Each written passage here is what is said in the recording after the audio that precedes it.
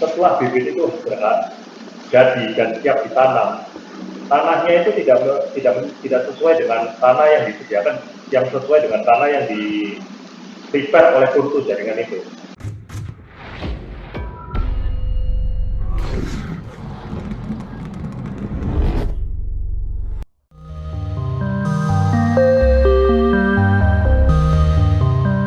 Saya menuju ke pertanyaan di Zoom. Sinta Putri menuju ke Pak Johan. Pak, PT Ambiko ini di mana Pak pabriknya berdiri? Sejak 1971 Mbak Sinta, saya bantu menjawab. Ini pabriknya ada di mana? Lalu apakah produk porang ini punya kendala Pak di kualitas? Itu. Terus untuk tanggapan Pak Johan tentang kultur jaringan. Ini kan ada instansi yang mau membuat kultur jaringan dan sertifikasi bibit. Tanggapan Pak Johan bagaimana? Jadi pabrik kita ada di posisi di Pasuruan ya. Cuman Pasuruan tapi lebih dekat ke arah Gempol, ke arah Porong, lebih dekat ke arah Porong. Cuma kita di antara Pasuruan, perbatasan antara Pasuruan dan Gempol, dan di dekat kita sudah berdiri dari tahun 71 di situ.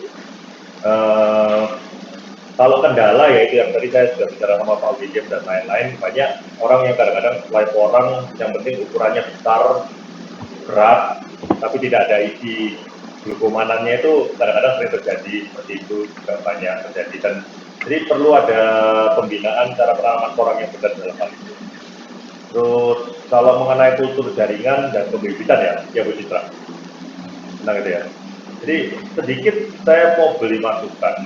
Sebenarnya ilmu yang kita miliki tentang kultur jaringan, pembibitan dan lain itu perlu ada penelitian yang lebih dalam lagi. Ambiko memang sudah berjalan selama 71 sampai sekarang, kita memang meneliti cara penanaman dan lain-lain. Jadi kita punya kesimpulan sendiri terhadap cara penanaman itu. Cuman kita jarang share karena tiap tahun kita menemukan sesuatu yang baru dan tentu kita pelajari terus. Jadi tidak pernah berhenti. Cuma yang saya lihat di sekarang memang petani banyak lebih berpikir untuk pertukaran dan lain-lain. Cuman yang saya pelajari cuma satu, tanaman porang ini atau yang muralis ini adalah tanaman yang sebenarnya hidup itu bukan tanaman yang seperti kayak tumbuhan seperti padi, singkong dan lain-lain yang bisa ditanam di ladang sebenarnya. Mereka adalah tanaman yang liar dan tumbuh sangat kuat di alam yang sangat berat. Jadi bisa dibilang karena suasana alamnya itu sangat berat dan sangat bisa dibilang alam ya. Jadi itu bisa menghasilkan suatu kualitas glukomanan atau kualitas tepung manan yang kualitasnya tinggi.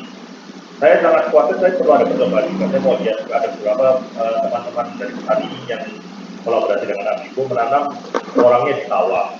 Ada yang menanam di ladang terbuka. Itu sebenarnya saya kepingin lihat kualitasnya nanti setelah dipanen dan masuk ke Ambiko, apakah itu kualitas glukomanannya itu benar atau enggak. Jadi misalnya kalau soal, apalagi kita berbicara itu dari ubinya ya, apalagi berbicara dari kualitas bibitnya yang ditanam oleh kultur jaringan. Kultur jaringan itu sebenarnya di dunia diterapkan itu ada di China dan di Jepang, itu ada yang diterapkan, tapi kebanyakan mereka gagal karena setelah bibit itu jadi dan siap ditanam, tanahnya itu tidak sesuai dengan tanah yang disediakan, yang sesuai dengan tanah yang di prepare oleh kultur jaringan itu. Contohnya seperti ini, misalnya kita buat kultur jaringan tipe A, kemudian dicoba ditanam di tanah Indonesia. Apakah tanah Indonesia dari Sabang sampai Merauke sifatnya sama? Jadi tanah itu punya sifat yang berbeda-beda, tapi kalau kita dihajar dengan satu kultur jaringan yang hanya bisa bertahan atau kita sifatnya hanya cocok di tanah tipe A. Sedangkan dari Indonesia, dari Sabang sampai Merauke, tanahnya itu sifatnya, bahkan di Pulau Jawa sendiri saja, di Jawa Timur sendiri saja, sifat tanahnya itu beda-beda. Ada yang di gunung, ada yang di bukit, ada yang dekat dengan lautan, pH-nya beda dan lain-lain. Kalau kultur jaringan itu membuat bibit yang kualitasnya cuma standar, simple, terus ditanam di berbagai macam daerah, saya yakin ada yang cocok, ada yang tidak. Itu sangat berbahaya di situ menurut saya. Sedangkan di Jepang bisa berhasil kultur jaringan karena satu, mungkin ini boleh didengar, ladangnya di Jepang setiap kali tanam mereka disterilkan. Jadi ladang yang luasnya 1 hektar itu sama petani di Jepang itu bersih, disemprot obat steril, jadi tanahnya itu bagaikan kultur jaringan. Jadi dengan bibit apapun yang dibuat itu jaringan, bisa dibilang hampir 90% sukses di tanah itu. Apakah petani Indonesia mau berbuat seperti itu? Semua lahannya di Indonesia belum ditanam di bibit untuk jaringan, disterilkan dulu untuk biarkan bibitnya itu bisa berhasil 90%. Itu sangat susah menurut saya. Perlu ada penelitian lebih lanjut lagi. Jadi menurut saya ide kultur jaringan itu boleh dicoba, biarkan berhasil. Siapa tahu masa depan Indonesia bisa menghasilkan kultur jaringan yang bisa compatible dengan berbagai macam tanah di seluruh Indonesia. Atau kultur jaringan itu perlu dibuat untuk misalnya untuk tanah yang tingginya 100 meter di atas laut, 200 meter di atas laut, 300 meter, 500 meter di atas, itu perlu ada penelitian lebih jauh lagi. Jadi dan orang-orang yang membuat kultur jaringan itu perlu meneliti tanah yang akan ditanam lebih dulu menurut saya.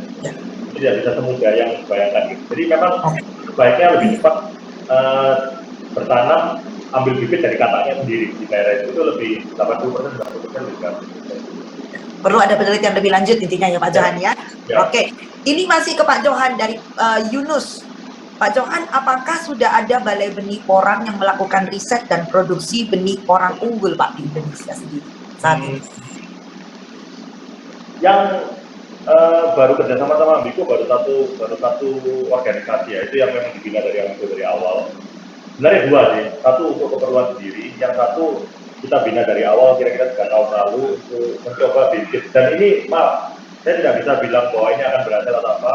Ini binaan Ambiko yang dibina dari 3 tahun lalu untuk membuat bibit yang masa depan kemungkinan yang saya bilang bisa menghasilkan kadar glukomanan mendekati 7%.